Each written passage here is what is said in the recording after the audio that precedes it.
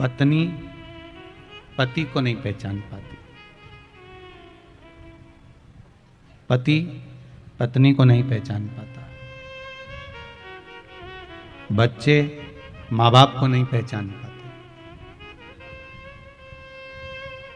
जब वो चले जाएं, माता पिता चले गए, तब बच्चों को समझ में आया कि माता पिता थे तो हमारा जीवन कैसा था, हमारे जीवन की श्रेष्ठता कैसी थी, हमारे जीवन का आनंद कैसा था। एक बात पहले भी कथा में कही, आज फिर कहते हैं कि माता पिता एक कल्प वृक्ष की तरह है। कल्प वृक्ष वो वृक्ष होता है जिसके नीचे जिस चीज की कामना करी जाती है वो चीज हमको प्राप्त हो जाती है। एक व्यक्ति जंगल में से जा रहा था, जाते जाते एक वृक्ष के नीचे रुक गया। उसको लगा कि भगवान बहुत भूख लग रही है, कहीं से भोजन मिल जाता तो कितना अच्छा होता। इतने में तो सोने की थाली में उसके लिए भोजन आ गया। उसको ये महसूस नहीं हो रहा कि मैं कल्प वृक्ष के नीचे हूं। उसको नहीं मालूम कि मैं कल्प वृक्ष के नीचे हूं। उसको तो बस इतना लग रहा है कि मेरे को भोजन कहीं से मिल जाए, तो उसके लिए सोने की थाली में भोजन आ गया। थोड़ी देर बाद उसके मन में आया, भोजन तो कर लिया है, अब कहीं से अच्छा मखमल का गादी तकिया मिल जाए, कहीं कम्बल ब्लैंकेट अच्छा मिल जाए तो मैं सो जाऊं। भगवान ने ऐसी कृपा करी, क्योंकि कल्प वृक्ष के नीचे था। कल्प वृक्ष के नीचे जिस चीज की कामना करेगा वो चीज आएगा। उसके लिए गादी तकिया आ गया, ब्लैंकेट अच्छा आ गया, कम्बल आ गया। उसको ओढ़कर बस लेटा ही था, इतने में उसके मन में आ गया और कहीं से शेर आ गया और मुझे खा गया, तो अब इतनी देर में शेर भी आ गया और उसको निपटा के चले भी गए। उसको भान नहीं हो पाया कि मैं कल्प वृक्ष के नीचे हूं। कल्प वृक्ष के नीचे जिस चीज की हम कामना करते हैं, कल्प वृक्ष के नीचे हम जिस वस्तु को सोचते हैं, कल्प वृक्ष के नीचे हम जिस चीज की कामना में डूबे रहते हैं, वो हमारे सामने आ जाती है। बच्चों के लिए माता पिता कल्प वृक्ष की तरह हैं। वो जो कामना करते हैं माता पिता के सामने कहते हैं। माता पिता भले कहीं से भी लाए, कर्जा कर कर लाए, और लाकर देता ही है। वो माता पिता कल्प वृक्ष है। वो माता पिता कल्प वृक्ष की तरह होते हैं। उनको पहचानना कठिन है, उनको जानना कठिन। पत्नी पति को नहीं पहचान पाती, पति पत्नी को नहीं पहचान पाता।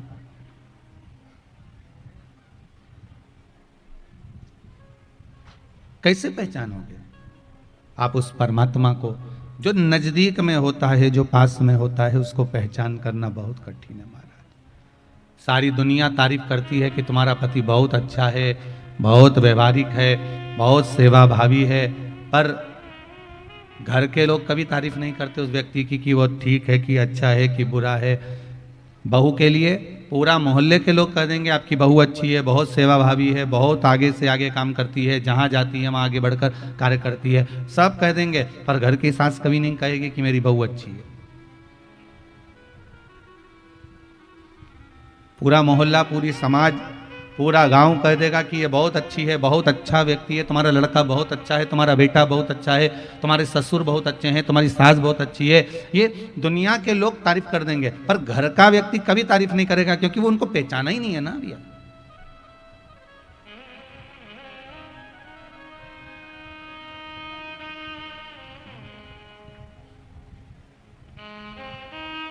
उसकी पहचान नहीं हो पाई है। और इन नैनों से, इस दृष्टि से, जिस दिन हमने परमात्मा की पहचान कर ली,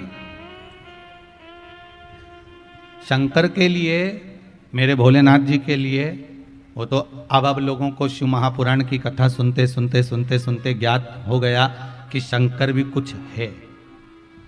नहीं तो इससे पहले तो लोगों ने शिव जी को ऐसा दबा दिया था कि शिव जी के मंदिर में लोग नहीं जाते थे। केवल एक सावन के महीने में चले गए तो चले गए, एक शिवरात्रि पर चले गए तो चले गए, इसके सिवाय कोई शिव मंदिर में जाना नहीं पसंद करता था। मालूम पड़े शंकर जी के मंदिर में भी जाओ तो मालूम पड़े बाहर ही कुत्ता ही बैठा रहता था, कोई अंदर ही प्रवेश नहीं करता था। शिव मंदिर में इतनी धूल जमी होती थी, इतना कचरा पड़ा होता था कि लोग शिव मंदिर में नहीं जाते थे अंदर। पर अब पहले लोग शिव को भी नहीं पहचानते थे। शंकर को जानने में इनको पूरा जीवन लग गया, शिव को पहचानने में पूरा जीवन निकाल दिया। पर अब जब से शिव महापुराण की कथा लोग श्रवण कर रहे हैं, जब से शंकर की कथा में लोग डूबे हुए हैं, तब से लोगों को अब धीरे धीरे ज्ञात होने लगा कि शंकर भी कुछ हैं, शिव की कथा भी कुछ रस तत्व वाली है और शिव का स्मरण हमारे जीवन को सार्थक करने वाला है, हमारे जीवन को आनंदित करने वाला है। तब ज्ञात हुआ कि शंकर कुछ है।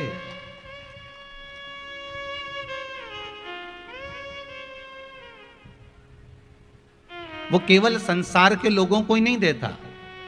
मेरा देवाधिदेव महादेव केवल संसार के लोगों को ही नहीं देता, मेरा देवाधिदेव महादेव तो भगवान को भी देता है। मेरे राम जी महाराज जब लंका पर चढ़ाई करते हैं, उससे पहले रामेश्वर धाम की स्थापना करते हैं। मेरे कृष्ण जब द्वारका का निवास करते हैं, तो पहले नागेश्वर की स्थापना करते हैं।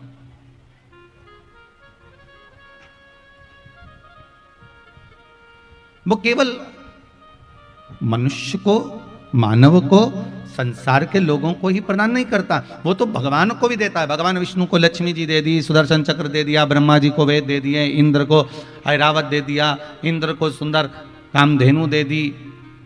ऐसा कौन है जिसको नहीं दिया? चोर को कुबेर बना दिया। फिर हमें क्यों खाली छोड़ेगा? फिर हमको क्यों छोड़ देगा?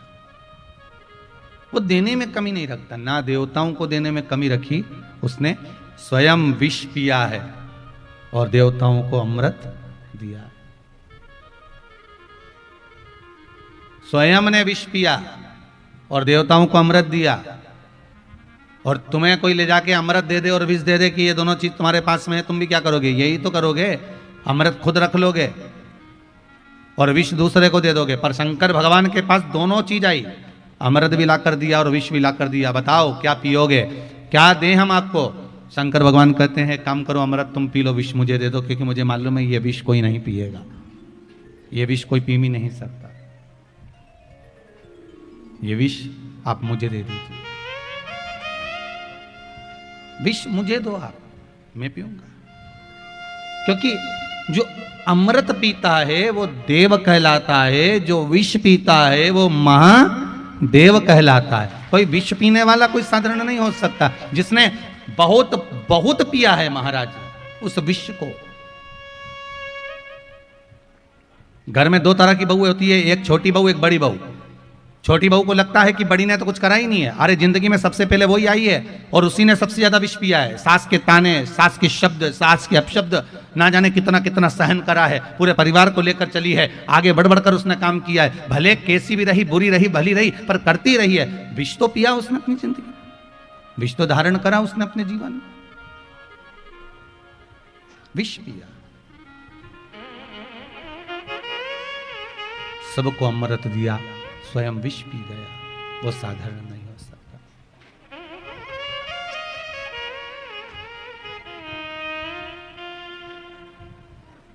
महाराज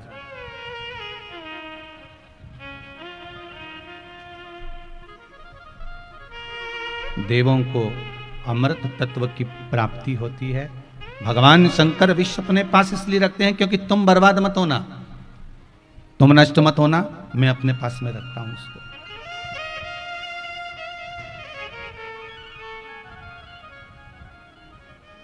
इसलिए शायद कहते हैं विषधारी हो त्रिपुरारी हो,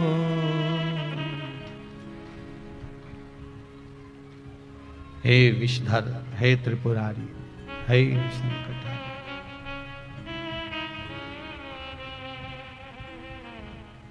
विषधारी हो त्रिपुरारी हो, भूमि पे हो जयकार। हे शंकर, हे शिव, हे त्रिलोकीनाथ, हे त्रिकालदर्शी, संपूर्ण ब्रह्मांड को आपने केवल दिया है, इस ब्रह्मांड से आपने कुछ लिया नहीं है। इसलिए हे शंभु, अब मेरा चित्त, मेरी वृत्ति, मेरा मन मैं आपको समर्पित करता हूं। क्यों? क्योंकि यह मन जब आपका हो गया, ये चित्त जब आपका हो गया, तो इससे बढ़कर कोई सुख नहीं होगा। शिव महापुराण की कथा कहती है जीवन बड़ा विचित्र है। इस जीवन में प्रत्येक दिन, रोज, प्रतिदिन अर्जुन कौरव और पांडवों का युद्ध तो एक बार हुआ था, कौरव और पांडवों का युद्ध तो एक बार हुआ है। शिव महापुराण की कथा कहती है इस कली काल में, इस संसार में आपने अगर जन्म लिया है तो ये मनुष्य का इस संसार से, इस व्यवहार से प्रतिदिन का युद्ध है महाराज। अब ध्यान देना कि कौरव के इन युद्ध में भगवान कृष्ण और अर्जुन थे। कौरव और पांडव के युद्ध में हमें दूसरी जगह अर्जुन और कृष्ण को ढूंढने नहीं जाना।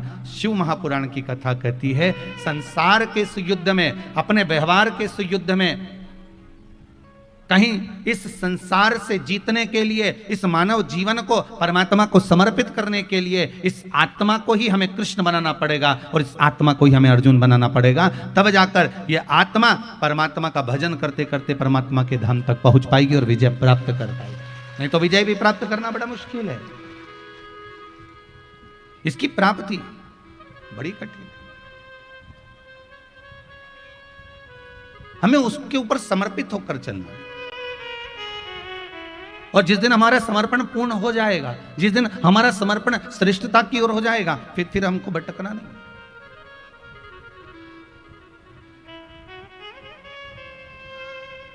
फिर हम भटकेंगे नहीं। बस समर्पण यदि आपका हो गया, एक बार यदि आप भगवान शंकर के हो गए, एक बार देवादिदेव महादेव के हो गए, फिर क्या भटकना है महाराज। इन नेत्रों से हमें परख करना है भगवान की। इसलिए कहा हीरा को परखइयो राम कोई नहीं है। इस संसार में हीरा का परखदार कौन हो सकता है? कौन होगा हीरा का परखदार? एक राजा ने आज अपने सैनिकों से कहा ठंड ज्यादा पड़ रही है, बहुत तेज ठंड है, एक काम करो, आज की सभा महल के अंदर नहीं लगेगी, महल के बाहर लगेगी।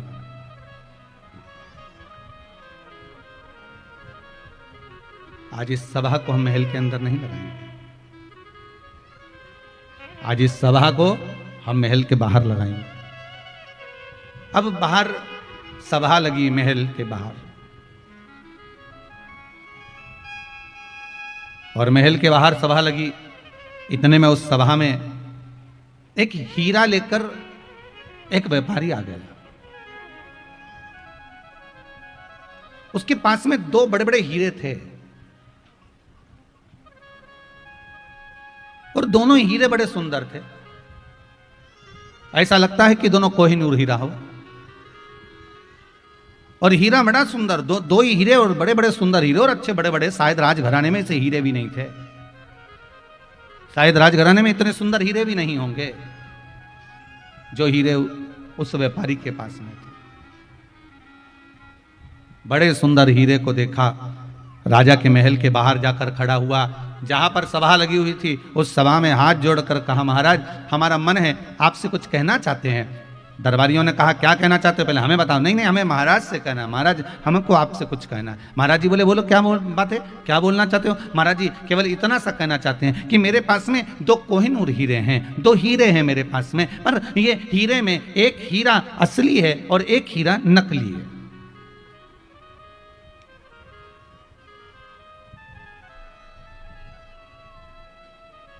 मेरे दो हीरों में एक हीरा असली है और एक हीरा नकली है। महाराज इतना सा चाहता हूं, यदि आपने या आपकी सभा में जितने मंत्री बैठे हुए हैं, जितने विद्वान से विद्वान बैठे हुए हैं, जितने ज्ञानी से ज्ञानी बैठे हुए हैं, अब राजा की सभा में कौन नहीं होता, विद्वान से विद्वान ब्राह्मण भी होते, पंडित भी होते, साधुजन भी होते, संतजन भी होते, मंत्री भी होते, संतरी भी होते, जो सारे जितने बैठे हुए हैं, जितने सैनिक, जितने मंत्री, जितने सभासद जितने बैठे हुए हैं, जितने जोहरी बैठे हुए हैं, मेरा निवेदन है अगर आपकी सभा में और आप बता दोगे कि असली हीरा कौन सा है और नकली हीरा कौन सा है, आपने बता दिया असली कौन सा है तो मैं असली हीरा आपको देकर चले जाऊंगा, और अगर नहीं बताया तो आपसे हीरे की कीमत लेकर आऊंगा, क्योंकि मैं सारे राज्यों में घूमता घूमता आया हूं, हर राज्य में मैं जीतता आया हूं, क्योंकि आज तक कोई मिला ही नहीं कि जिसने बता दिया कि इसमें असली हीरा कौन सा। जितने का हीरा है उतने का रुपया मैं आपसे लेकर जाऊंगा। अगर आपने गलत उत्तर दिया तो, अगर हीरा असली बता दिया तो वो हीरा आपका, और हीरा असली नहीं बता पाए तो उस हीरे की कीमत आपको देना है। वो हीरे की कीमत आपको देना पड़ेगी। राजा ने कहा बड़े बुरे फंसे, अगर हीरा मालूम पड़ गया तो ठीक है कि मिल जाएगा, और अपने राज्य में इतना सुंदर हीरा है भी नहीं और इतना बढ़िया हीरा अपने को प्राप्त हो जाएगा। पर दिक्कत इस बात की है, अगर हीरा नहीं पहचान में आया तो बताओ 5-10 करोड़ रुपए तो वैसे ही देना पड़ेगा, और ना जाने कितने ले जाए इसका क्या भरोसा है, क्योंकि 10 करोड़ से कम का हीरा तो दिख नहीं रहा। अब इतना हीरे का पेमेंट तो देना ही पड़ेगा। फिर भी राजा ने कहा हमारे पास में बहुत अच्छे जोहरी बैठे हुए हैं, हमारे पास में बहुत बड़े बड़े सभासद बैठे हुए हैं, हमारे पास में बहुत बड़े बड़े मंत्री बैठे हुए हैं, सब बताएंगे कि हीरा कौन सा असली है कौन सा नकली है, ये सब बताएंगे। राजा ने सबको कहा जाओ देखो जरा, जाते जाओ। अब कुछ तो उठ के जाने लगे, पर कुछ के मन में आया अगर हमने बता दिया और ये नकली निकला तो राजा हमारा माथा खा जाएगा, हम तो उठे ही नहीं तो अच्छा। अब आधे उठ नहीं रहे, कोई जा रहा है कोई आ रहा है, कोई नहीं जा रहा कोई नहीं आ रहा, आधे जा रहे हैं आधे आ रहे हैं, उठते ही सब हार गए, कोई उठने को तैयार नहीं हुआ, कुछ लोग गए तो उत्तर दे नहीं पाए।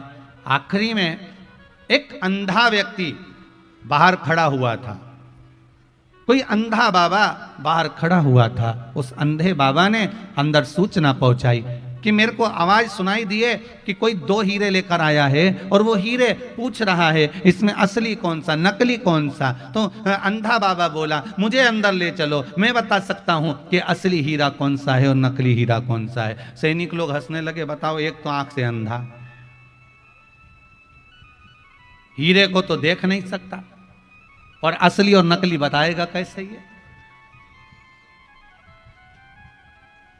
एक तो आंख से अंधा है, अब असली और नकली हीरा ये बताएगा कैसे? फिर भी अंदर ले गए सैनिकों ने, जाकर कहा महाराज दरवाजे पर एक अंधा बाबा आया है, अंधा बाबा कह रहा है कि हीरा मैं बताऊंगा। राजा ने कहा लेके आओ उसको, अंदर लेके आओ।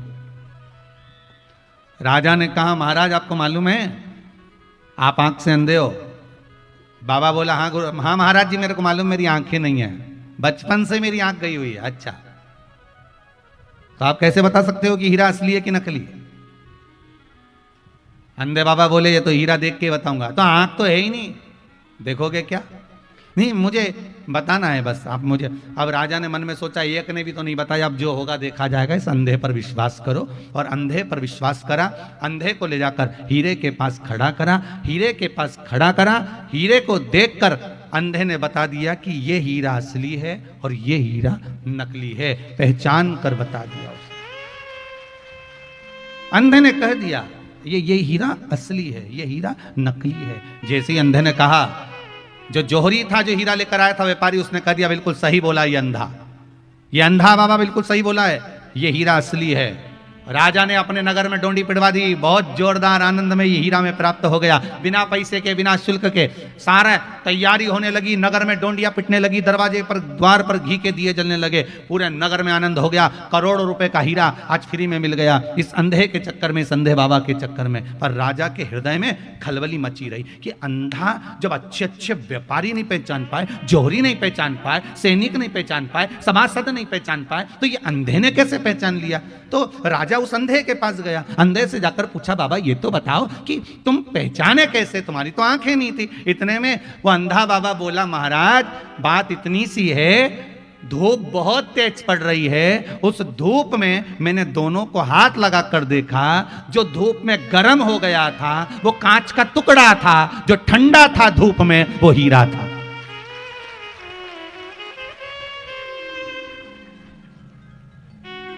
भारी से भारी धूप में भी कांच गर्म हो जाता है, भारी से भारी तपन में भी, भारी से भारी धूप में कांच गर्म हो जाता है, पर भारी से भारी धूप में हीरा कभी गर्म नहीं होता, हीरा हमेशा ठंडा की ठंडा रहता है। शिव महापुराण की कथा यही कहती है कि दुनिया में कितना भी दुख आए, कितनी भी तेज गर्मी पड़े, दुख की गर्मी काहे की? दुख की। धूप काहे की? दुख की। तकलीफ कितनी भी आए, दुख कितना भी आए, तकलीफ कितनी भी रहे, कष्ट कितना भी आए, रोग कितना भी बढ़ जाए, बीमारी कितनी भी आए, पर शिव महापुराण की कथा कहती है कि तुम्हारे चेहरे पर क्रोध नहीं आना चाहिए। समझ जाना कि तुम कांच के हो। अगर तुम्हारा चेहरा ठंडक है, तुम्हारे मुख पर राम नाम, कृष्ण नाम, शिव नाम समाया है, तुम्हारे भीतर भगवान अगर समाया है, तो तुम्हारे चेहरे की रौनक नहीं गिरना चाहिए। समझ लेना कि तुम असली हीरे हो। असली और नकली की पहचान करना, ये हीरा की कथा कहती है। हीरे की थोड़ा सा दुख आया और मालूम पड़े आप इतने दुखी हो गए, इतने चिंतित हो गए, इतने चिंतित हो गए कि घर के लोगों को भी लगने लगा किसी को चिंता ज्यादा है।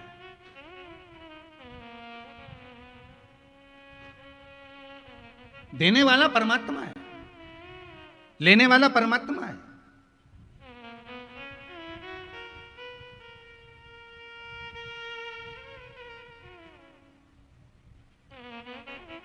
कल किसी ने व्हाट्सएप पर मैसेज करा था, पटना से कोई मैसेज करे होंगे, ऑफिस में गया था, कथा सुन रहे हैं, उन्होंने मैसेज करा था गुरुजी से, कहना हमारा आने का कथा में बड़ा मन था, पर क्या करें हम कथा में पहुंच नहीं पाए शेर घाटी, क्योंकि अभी ये कोरोना महामारी में हमारा जो पति है वो शांत हो गया था और मेरा बेटा भी उसी बीमारी में कोरोना महामारी में चले गया था।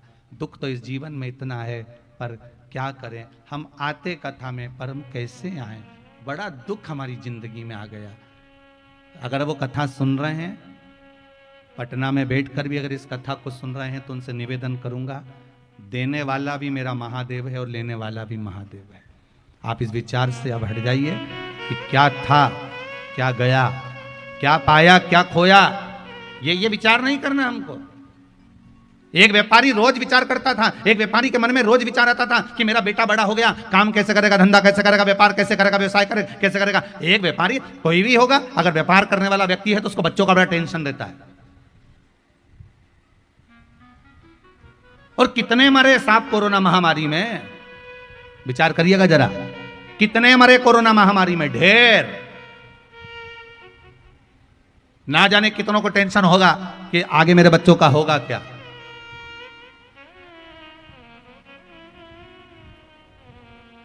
आगे मेरे बच्चों का होगा क्या। सीहोर कुबेरेश्वर धाम पर तो एक बेटी मिलने के लिए आई थी, वो बेटी के शब्द थे, छोटी सी बेटी थी, लगभग होगी 20-22 साल की, 19-20-22 साल की। वो बेटी आंखों में जल भर कर कहती है कि अब पिता भी नहीं रहे कोरोना महामारी में, मेरे चाचा भी नहीं रहे कोरोना महामारी में, मेरी एक बहन है छोटी और एक छोटा भाई है 6 साल का, और एक चाचा का लड़का है 3, 3.5, 4 साल का, ऐसा कुछ उसने बताया था। गुरुदेव, परिवार में कोई कमाने वाला नहीं है। वो भी जॉब करते थे, नौकरी करते थे प्राइवेट, उसमें कुछ मिला नहीं। अब हम बस बाबा के भरोसे। हमने उस बेटी से एक ही बात कही, अगर बाबा ने लिया है तो रास्ता खोलने वाला भी बाबा ही रहेगा। अगर बाबा लिए हैं तो रास्ता खोलने वाला भी बाबा ही रहेगा। आपसे भी निवेदन है, अगर कोई गया है उसका दुख नहीं मनाना, हो गया ना दुख, आपने मना लिया ना उतने दिन का, उसके बाद तो आप राहें खोलिए, भगवान का भजन करिए, स्मरण करिए, संकीर्तन करिए, कुछ कर्म अपने जीवन में श्रेष्ठ कर कर जाना, जिससे अगर भगवान ने आपको मौका दिया है परिवार को पालने का, परिवार को साधने का, तो कुछ अपने जीवन में ऐसा कर्म कर कर जाना कि परिवार का नाम कुछ आपके नाम से जुड़कर आपके पूर्वजों को भी स्मरण होता रहे कि मेरे घर के व्यक्ति ने फिर संभाल लिया इस परिवार को, फिर संभाल। क्या रोना उसका।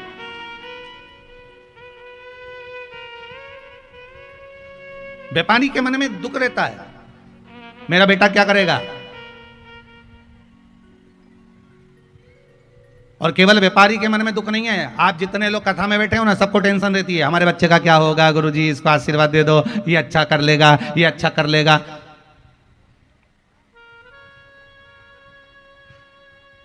जो भी आया, अगर किसी गुरुजी के पास जाके पूछती है ना माताएं, तो यही कहती है, इसको आशीर्वाद दो ना गुरुजी, ये कुछ करे, ये बेटी को आशीर्वाद दो ना गुरुजी, ये कुछ करे, पुत्र को आशीर्वाद दो, ये कुछ करे। पर एक माता के मुख से ये नहीं निकला, एक माता के मुख से ये शब्द नहीं निकला कि गुरुजी मेरे बेटे को ये आशीर्वाद दो कि मेरी सेवा दिल और जान से करे। मेरे बच्चों को ये आशीर्वाद दो कि दिल जान से मेरी सेवा करे। नौकरी करे वो अपनी जगह पर, क्योंकि भाग्य में लिखा है तो नौकरी तो करना पड़ेगी, सर्विस तो करना पड़ेगा, व्यापार तो करना पड़ेगा, पर सेवा भी करे वो साथ में हमारी। बनाओ बेटों को डॉक्टर बनाओ, तुम बेटों को इंजीनियर बनाओ, तुम बेटों को कलेक्टर बनाओ, एसपी बनाओ, डीएसपी बनाओ, जज बनाओ, तुम बेटों को जो मर्जी पड़े सब बनाओ। पर शिव महापुराण की कथा कहती है इन सब से पहले बेटों को संस्कारित बनाओ, नहीं तो तुम्हें 2 रोटी कौन देगा, जरा विचार करिएगा। सबसे पहले बच्चों को संस्कारित बनाओ। हम अपने बच्चों को, प्रत्येक माता पिता बच्चे को राम बनाने की चेष्टा करते हैं और 20 दिन की कुसंगति बेटे को रावण बना देती है। आप बनाओ बच्चों को, मना नहीं, आप जो बनाना चाहते हो बनाइए, पर बेटे को सबसे पहले संस्कारित बनाने का प्रयास करिए, इनको संस्कार दीजिए।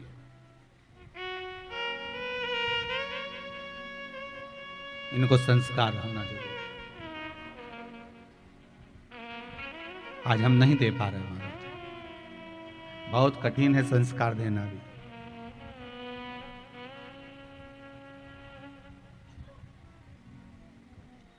छोड़ दो उस परमात्मा पर। एक व्यापारी सोचता रहता था कि बच्चों का क्या होगा, क्या होगा, क्या होगा, क्या होगा, पर एक दिन पिता को अटैक आ गया, हार्ट अटैक आ गया, हॉस्पिटल में भर्ती करा। इसका लड़का दौड़ कर आया, पिता को अटैक आया, हॉस्पिटल में सेवा करने लगा। इसका एक दोस्त आ गया, वो भी सेवा में लग गया। समय निकल गया।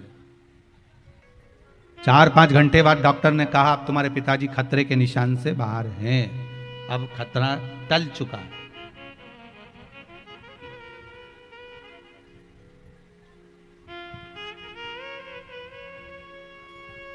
दोनों व्यापारी का लड़का और दोस्त बाहर गए, आइसक्रीम खाने लगे। मित्र ने कहा तुझे टेंशन नहीं हो रही, तेरे पापा को अटैक आ गया, अब ना जाने क्या होगा, तेरा व्यापार कैसे चलेगा, क्या होगा क्या नहीं होगा, तेरे को चिंता नहीं, तेरे को टेंशन नहीं, और तू यहां आइसक्रीम खा रहा है। उस व्यापारी के लड़के ने कहा कि मैंने शिव कथा में सुना है कि जन्म देने वाला देव अधिदेव महादेव है, पेट उसने दिया है तो भरेगा भी वही, भूखा नहीं रख सकता। जब पैदा नहीं हुआ था तो माता के स्तनों में दूध दिया था उसने मेरा पेट भरने के लिए, फिर क्यों गम करूं, किस बात का मैं दुख करूं, किस बात का? देगा, बस हमें उसको पहचानना है, हमें उसकी पहचान करना है। और जिस दिन हमें उसकी पहचान हो गई, एक बार हमने परमात्मा को पहचान लिया, पर उसको पहचानोगे कैसे कि वो कब आता है, कब जाता है, कब क्या कर जाता है, भरोसा नहीं, विश्वास नहीं। अभी इन पत्रों में, इतने पत्रों में ढेर सारी बातें लिखकर भेजी है महाराज।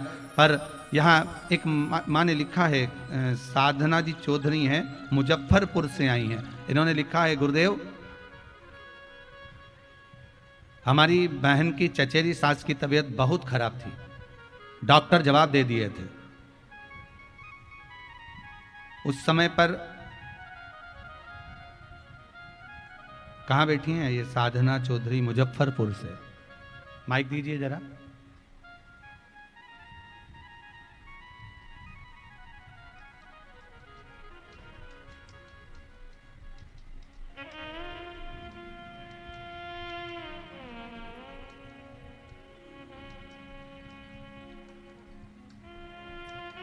श्री शिवाय नमस्तुभ्यम।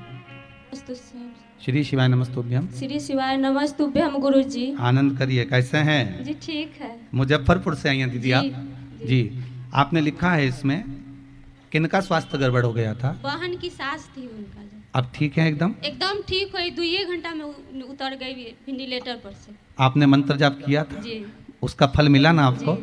वेंटिलेटर से हटा दिया आप? अब तो ठीक है बिल्कुल? श्री सब परिवार आए हुए हैं। पूरा परिवार आया है क्या? जी। अच्छा, कहाँ कहाँ बैठे हैं, जरा खड़े हो परिवार वाले।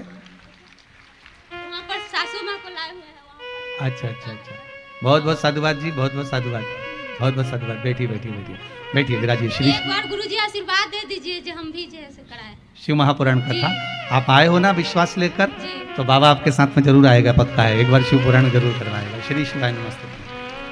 आपने लिखा है हमारी बहन की चचेरी सास का बहुत तबीयत खराब था, वेंटिलेटर पर थी, डॉक्टर ने कह दिया था आधे घंटे में इनके प्राण छूट जाएंगे। पर बाबा देवाधिदेव महादेव की उस समय पर कथा चल रही थी, पूर्णिमा शिव महापुराण की कथा चल रही थी, आपने लिखा है, जो आस्था चैनल पर आ रही थी। पूर्णिमा शिव महापुराण की कथा में हमने श्रवण करा था कि शिव जी के नाम का मंत्र जाप करना चाहिए। उस मंत्र जाप को हमने दोनों बहनों ने मिलकर जो करना प्रारंभ करा, वेंटिलेटर से नीचे उतार दिया और वो ठीक हो गई। ये बाबा की कृपा है। आपका मंत्र, आपका विश्वास और आपकी श्रद्धा मूल होती है। और एक बात बहुत सुंदर लिखी है कि बाबा से विनती कर कर जा रहे हैं और प्रार्थना है कि एक बार शिव महापुराण की कथा हम भी कराएं। बस ऐसी प्रार्थना बाबा से। हम तो कहेंगे आपने बाबा से कह दी ना, अर्जी लगा दी है तो बाबा करा ही देगा, ये पक्का। इस मामले में तो आप दिलीप अग्रवाल जी से पूछ सकते हो, ये अर्जी लगा के आए थे 2-3 साल पहले, तो बाबा ने कराई थी। कैसे ही कराई, समय निकाल कर। बीच में लॉकडाउन भी आया, कोई प्रॉब्लम भी आती चली गई, पर बाबा ने करा दिया। बस उससे निवेदन कर दो तो वो कहीं से भी कराएगा, उसकी मर्जी है, उसको कराना कराना उसका मन। ये रांची से गौतम जी आए हुए हैं महाराज, आज 2 बार, एक बार सीओर आ चुके हैं, ये कथा लेने के लिए, मात्र गौशाला की कथा लेने के लिए सीओर आ चुके हैं एक बार कुबेरेश्वर धाम में, और फिर वापिस आए कि गुरुदेव बस कथा की तारीख दीजिए। बाबा कृपा क्यों, बस उससे विनय कर जाओ। हम तो आपसे भी कहेंगे उससे निवेदन कर जाओ, जब वो कृपा करेगा तब अवश्य मिलेगी। क्योंकि अभी तो कथाएं खैर बाबा की कृपा से 2023 तक तो बड़ी मुश्किल है, पर फिर भी बाबा जो कृपा करेगा, कहीं बीच बीच में योग लगाता रहेगा तो कथा बाबा दे ही रहेगा। श्री शिवाय नमस्तुभ्यं। रांची गौशाला के लिए आप कथा लेने के लिए आए हैं, बहुत बहुत साधुवाद। शिव कृपा करे, करुणा सागर करुणा करे। जब तक शिव कृपा नहीं करता तब तक कोई कार्य हो ही नहीं सकता। महाराज तेरी कृपा बिना ना हिले एक भी अणु, लेते हैं श्वास तेरी कृपा से तनु तनु। हे गंगाधार मुक्ति द्वार ओमकार तो, भोले ओंकार तो, आयो शरण तिहारी भोले तार तार हो। हे शंभु, हे त्रिकालदर्शी कैलाशी, शिव की कथा कर रही है, वो देने वाला। बस उसको पहचान के नेत्र चाहिए। इन नेत्रों में पहचान नहीं है। इन नेत्रों में जिस दिन पहचान आ जाएगी ना, उस दिन जीवन सार्थक हो जाएगा।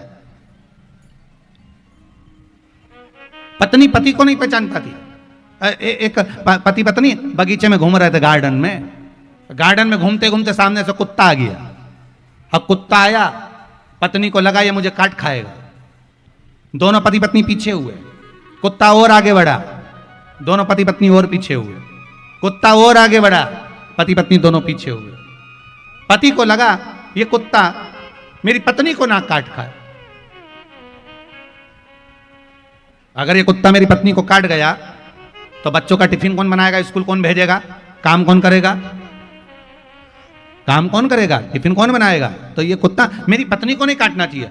तो जैसे कुत्ता दौड़कर इनकी ओर आया, इसने पत्नी को गोदी में ले लिया कि कुत्ता मुझे काट ले पर मेरी पत्नी को नहीं काटना चाहिए। और उसने अपनी पत्नी को गोदी में लिया। जैसे ही गोदी में उठाया, कुत्ता भाग गया। और कुत्ता भागा, इसने पत्नी को नीचे उतारा। पत्नी को जैसे ही नीचे उतारा, इतने में तो पत्नी क्रोध में लाल हो गई और गुस्से में लाल होकर बोली, तुम्हें अक्ल है थोड़ी बहुत? दुनिया के लोग कुत्ते को भगाने के लिए पत्थर उठाते हैं, तुमने मुझे उठा लिया, तुमने मुझे उठा लिया। अब बेचारे ने अच्छे के लिए उठाया था कि इसको नी काटे, पर वो नहीं समझ पाई। उसमें इतनी विवेक था, उसकी दृष्टि में वो भाव प्रकट ही नहीं हुआ। बस यही हमें लगता है। हमें लगता है कि हम घर चला रहे हैं, हमें लगता है हम परिवार चला रहे हैं, हमें लगता है कि हम कमा रहे हैं, हमें लगता है कि हम कथा करवा रहे हैं, हमें लगता है कि हम कथा वाच रहे हैं, हमें लगता है कि हम कथा सुन रहे हैं। तो ये हमारा भ्रम है, मात्र भ्रम, इससे ज्यादा कुछ नहीं।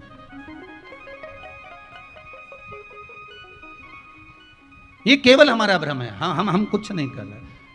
भोले आपकी कृपा से सब काम हो, करते हो भोले बाबा मेरा नाम हो।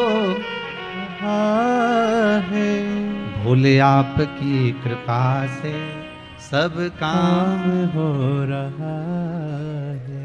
ये जितना कर रहा है वही तो करता है, अपन करता है। बस इन नयनों से हमें श्रेष्ठ देखना है, इन नयनों से हमें श्रेष्ठ।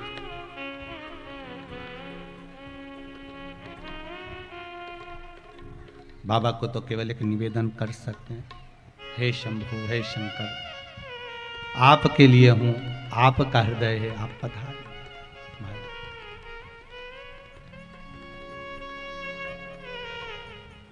बहुत दिन हो गए भोलेनाथ आपसे बिछुड़े, तुमसे बिछुड़े दिन बीत गए। हे शंभु, बहुत दिन बीते आपसे बिछुड़े। मेरे मालिक मुझसे क्यों रूठ गए, अब दर्शन दो एक बार, भोले आ जाओ एक बार। हे शंभु, हे शंकर, हे त्रिकालदर्शी।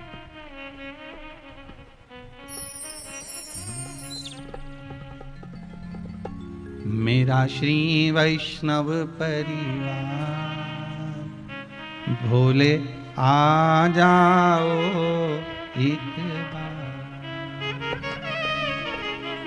मेरा छोटा सा संसार, जय हो, भोले आ जाओ एक बार।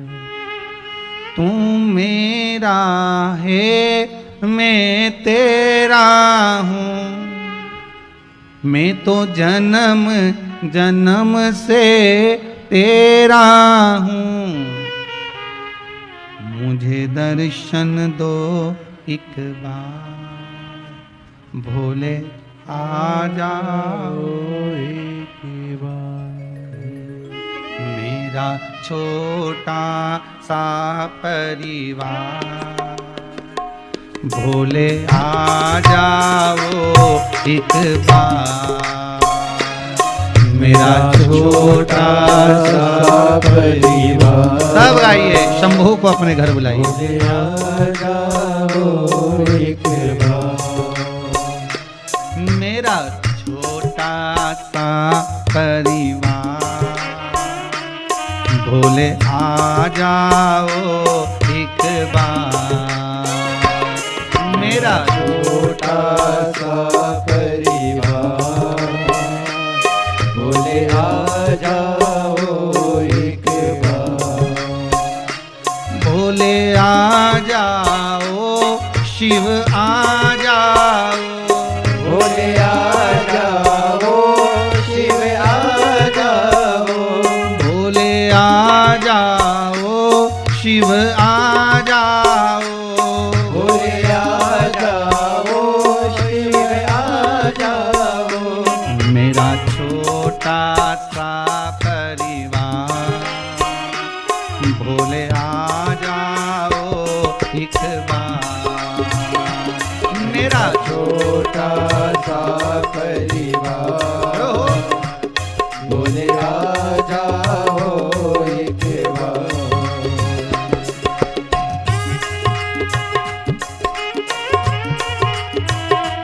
शंभू, ताली बजाने से पाप निकल जाता है, जो नहीं बजाता पड़ोसी का पाप निकल के उसमें भरा जाता है। इसलिए ट्रांसफर करते रहिए दोनों हाथों से।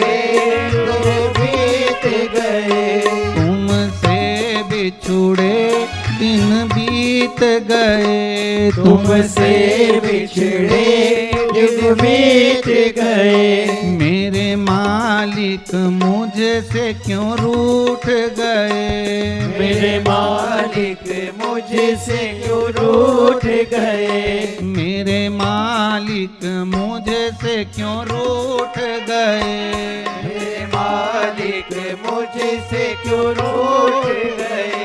मुझे दर्शन दो एक बार, बोले आ जाओ एक बार। मुझे दर्शन दो एक बार, शंभो बोले आ जाओ एक बार।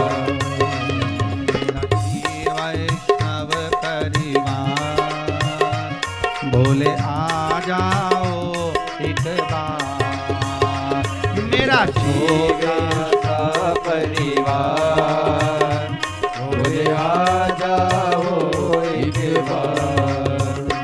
भोले आ जाओ, शिव आ जाओ, बोले आ जाओ, शिव आ जाओ। भोले आ जाओ, शिव आ जाओ, भोले आ जाओ, शिव आ जाओ। मेरा छोटा सा परिवार, शिव आ जाओ एक बार। मेरा छोटा सा परिवार, शिव आ जाओ एक बार।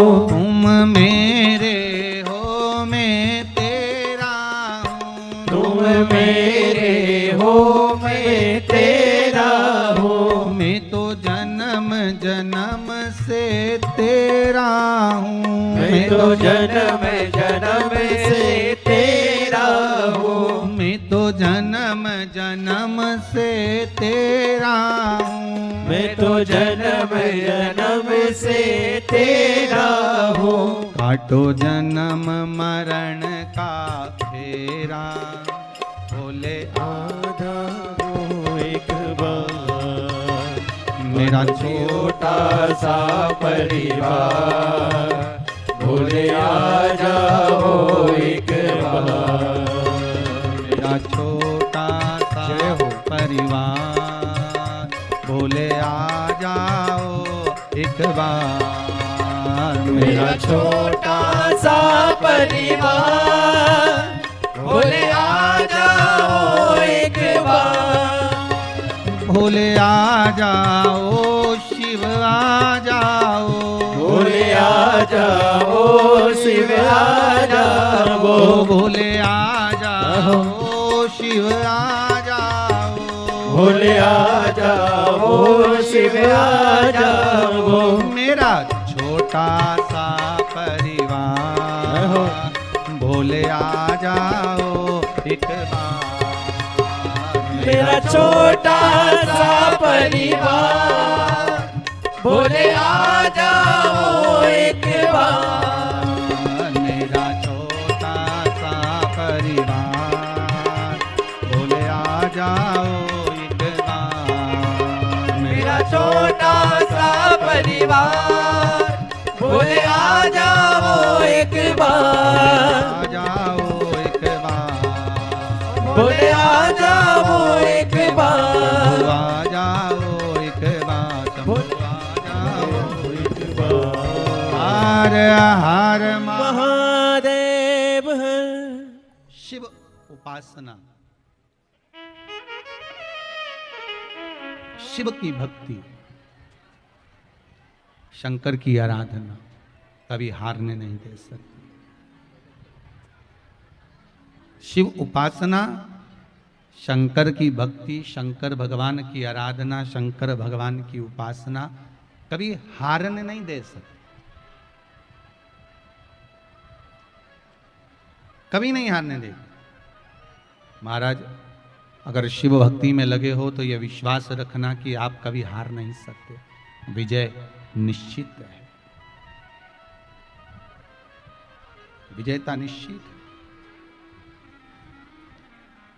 कुछ माताओं ने अपना अपना भाव लिखा है पत्र में, किसी ने लिखा है कि मुझे ये कष्ट है, किसी ने लिखा है ये कष्ट है। उसका निवारण कैसे होगा? एक बात आपको फिर कह दें, बहुत ध्यान से सुनिएगा।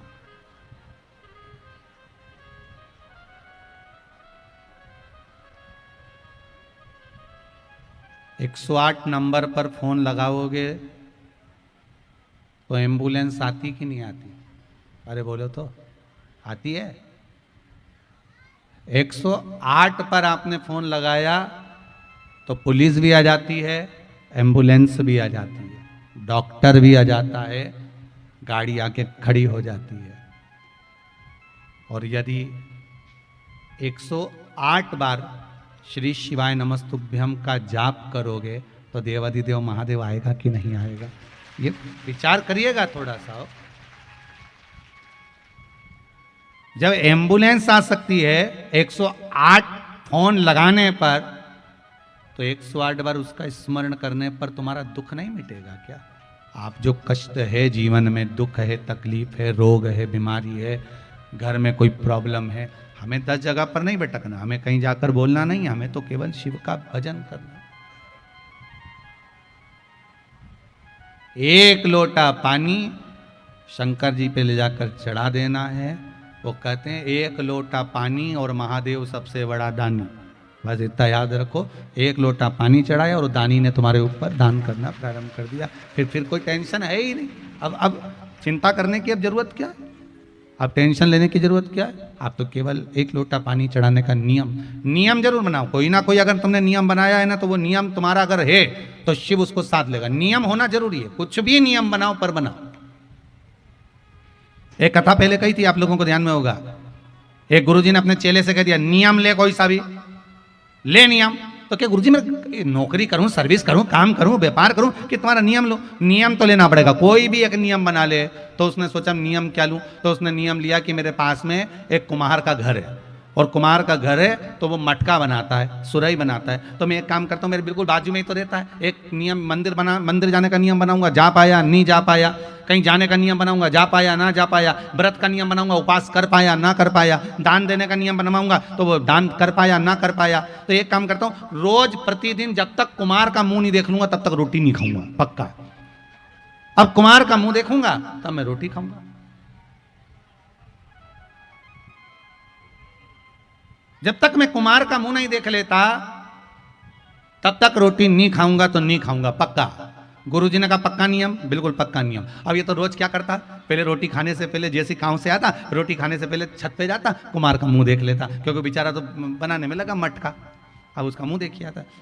3 महीने निकल गए, 4 महीने निकल गए, 5 महीने निकल गए, 6 महीने निकल गए। 7 महीने निकल गए, उसका नियम पूरा चलता रहा। एक दिन क्या हुआ, कुमार कहीं चले गया और ये रोटी खाने आया। अब वो कुमार दिखा ही नहीं। अब वो कुमार को ढूंढा, उसके घर गया, क्यों भाभी, ओ भाऊजी, ओ भाभी।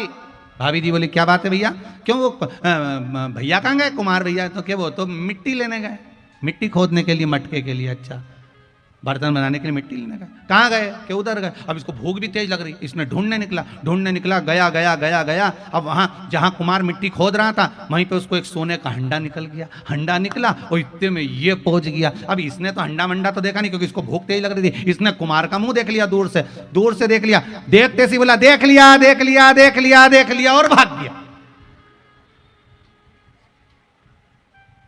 अब कुमार को लगा कि इसने सोने का हंडा देख लिया तो ये राजा के पास जाएगा और राजा के पास जाकर कह देगा तो पूरा सोना भी चले जाएगा। कुमार इसके पीछे भागा दौड़कर, ये आगे आगे भागा, क्योंकि इसको भूख लग रही थी। इसको नहीं मालूम कि सोने का अंडा मिला है, इसने तो बस के देख लिया और ये भागा। अब कुमार इसके पीछे, ये आगे भागते ये सीधे पहुंच गए घर पे। ये रोटी खाने बैठा, कुमार इसके पीछे दौड़कर पहुंचा हंडा लेकर और कपड़े में ढका हुआ। भैया देख लिया ना तूने? हाँ देख लिया।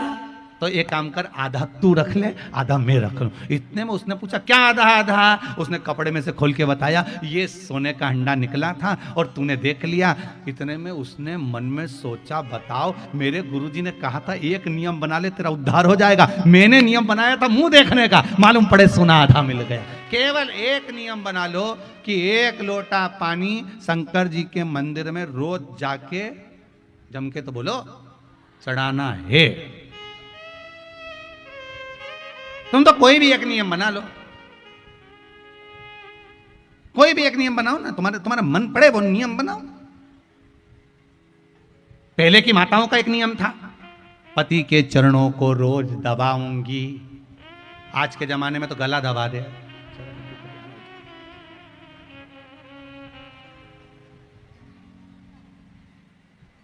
पहले कितना नियम था। पहले की तो पत्नियां पति को रोज सिर पे पल्लू ले इन्हें प्रणाम करती थी। प्रणाम।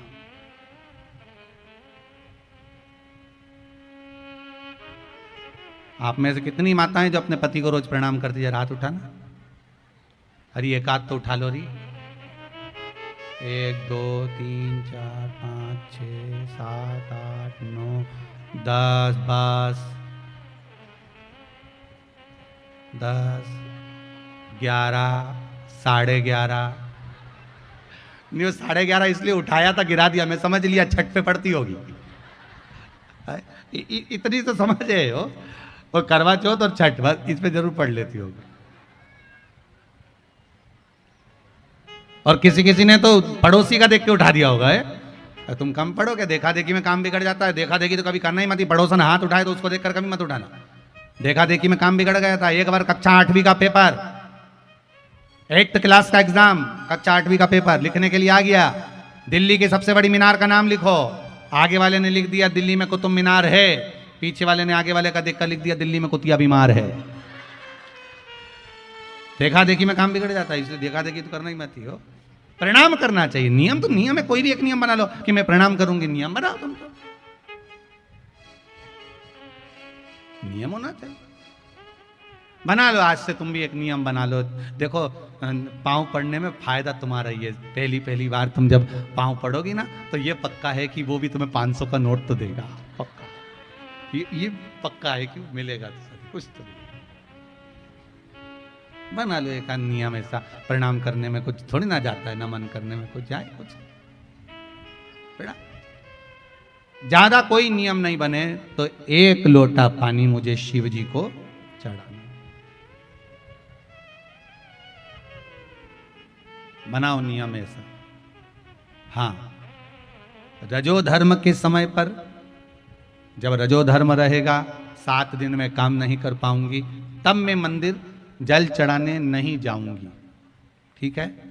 पर बाकी के दिन अगर मैं अपने नगर में हूँ, अपने गांव शेरघाटी में, या जहाँ से आप लोग आए हो, मैं अपने गांव में हूँ, तो शंकर जी के मंदिर में जाकर जल चढ़ाऊंगी। अगर ये नियम नहीं बना सकते तो एक नियम बनाओ कि मैं शंकर भगवान के शिखर का दर्शन करूंगी, शिखर का दर्शन।